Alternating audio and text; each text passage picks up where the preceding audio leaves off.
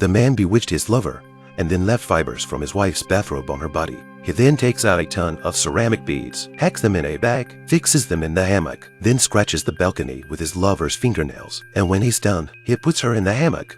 He arranged her sitting position to make sure she was dead, then quickly brought in a catapult and placed it under the hammock. Lastly, he placed his wife's psychiatric certificate in a prominent position to frame her for the murder. Once everything was in place, he decided to leave the scene and then remotely switched on the switch. His lover, who was on the 80th floor, was catapulted. Before she could wake up, she fell from the building.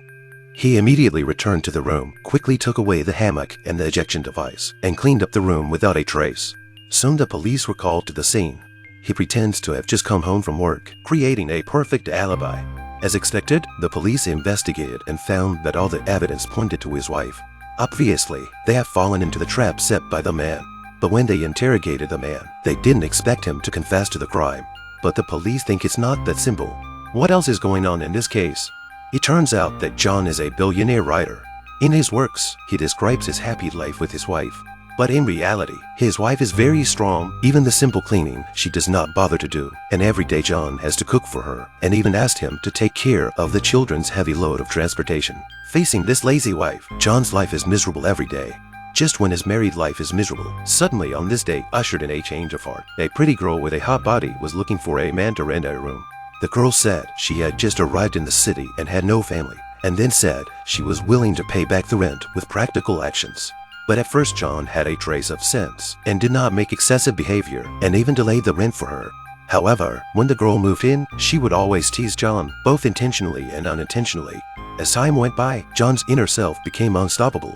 They had an indescribable relationship. John thought his wife wouldn't find out that he was secretly seeing a female tenant, but he didn't realize it was all a trap set by his wife. It turns out that his wife, Lily, hired Mary to seduce him in order to get John's millions of dollars. She wanted to divorce him for this reason and divide his fortune. In order to get more evidence as soon as possible, Lily decided to take the kids on a trip so that John could have more free time. Then he arranged for Mary to continue her onslaught. But with her long contact with John, the girl gradually realized that the other party was actually a tycoon. So she got selfish and decided to take all of John's money for herself. Then she threatened John with a video and demanded $100 million for herself. What everyone didn't know was that John had already found out about his wife's plot. So in order to get rid of these two crazy bitches, he made a wicked decision. So the scene at the beginning of the story happened. He killed his lover by setting up a trap, but when he was interrogated by the police, he confessed to his crime.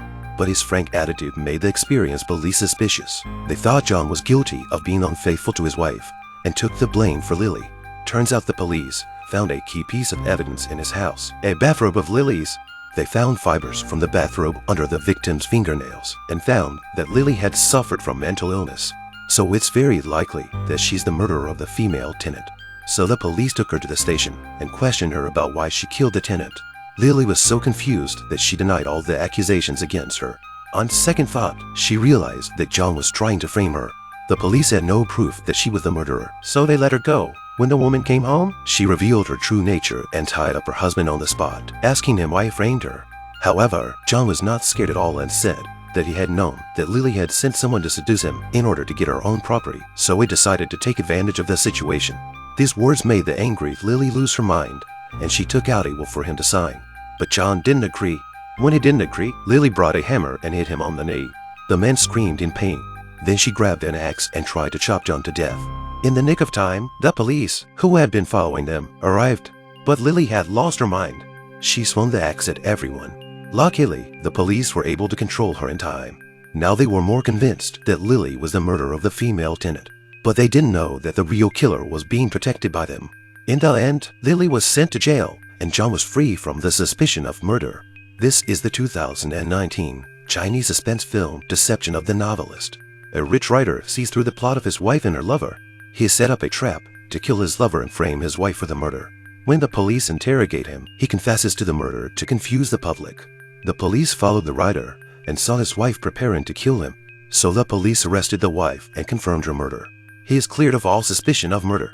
In the film, the rich writer, the female tenant, and the rich man's wife are all villains, and the most vicious among them survives to the end. This story tells us that we must stay away from hypocritical men, otherwise we can easily become their scapegoats. I am Zero Sense Film. If you like this video, please give it a thumbs up, comment and subscribe to my channel. See you in the next video.